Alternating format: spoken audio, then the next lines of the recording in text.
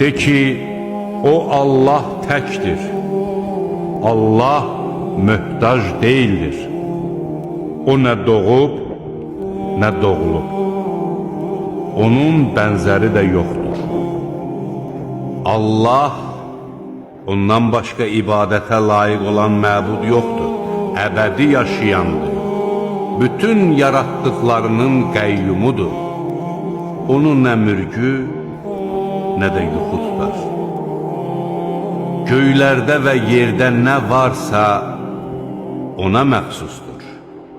Onun izni olmadan, onun yanında kim havadarlıq eləyə bilər? O məxluqatın gələcəyini və keçmişini bilir.